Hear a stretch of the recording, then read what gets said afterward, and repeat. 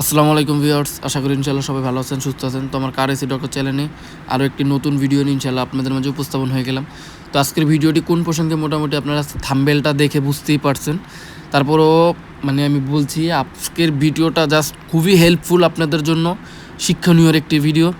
আপনাদের গাড়ি রাস্তায় বন্ধ হয়ে গেলে রানিংয়ে আপনারা কিভাবে গাড়িটা স্টার্ট করবেন, তো সেই পুরো প্রসেসিংটা আজকে আপনাদেরকে দেখাবো ইনশাল্লাহ।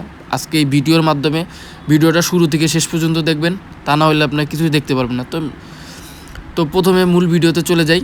তো আপনারা প্রথমত আপনাদের গাড়িটা বন্ধ হয়ে গেলে ইঞ্জিন সুইচটা দিয়ে আপনারা দেখবেন ড্যাশবোর্ডে আপনাদের ইঞ্জিন চেক বাতিটা আছে কি না। দেখেন আমার গাড়িতে ইঞ্জিন চেক বাতি নাই, ঠিক আছে। তো আপনারা যদি ইঞ্জিন চেক বাতি না চিনেন বা না জানেন তাহলে অবশ্যই আমাকে কমেন্ট করবেন, ইনশাল্লাহ ড্যাশবোর্ডের বাতি সম্বন্ধে ইনশাল্লাহ একটা ভিডিও দেওয়ার চেষ্টা করব।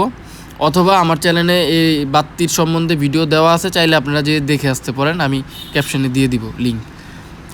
তো আমার দেখতে পারতেছেন আমার ড্যাশবোর্ডে ইঞ্জিন চেক বাতি নেই, পরবর্তী স্টেপটা চেক করব। তো এই একটা নুস প্লাস, যেটা আপনার কিনা বাজারে কিনতে গেলে সর্বোচ্চ 100 থেকে 150 টাকা লাগবে। তো এই প্লাসটা অবশ্যই আপনার গাড়িতে রাখতে হবে। আর এইভাবে একটা একটা করে এক এক করে ফিউজগুলো আপনাকে চেক করতে হবে, ঠিক আছে।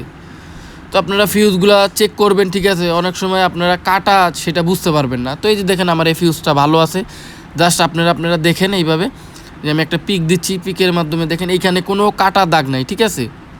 ফিউজটা জেনুইন আছে, ভালো আছে। তো সেকেন্ড যেই অপশানটা, যেটা আপনার কাটা ফিউজটা কীভাবে দেখবেন, এই যে আমার হাতে যে ফিউজটা দেখতে পারতেছেন, দেখেন ফিউজটা কিন্তু কাটা আছে, মাঝখানে কাটার দাগ আছে, অর্থাৎ ফিউজটা কাটা।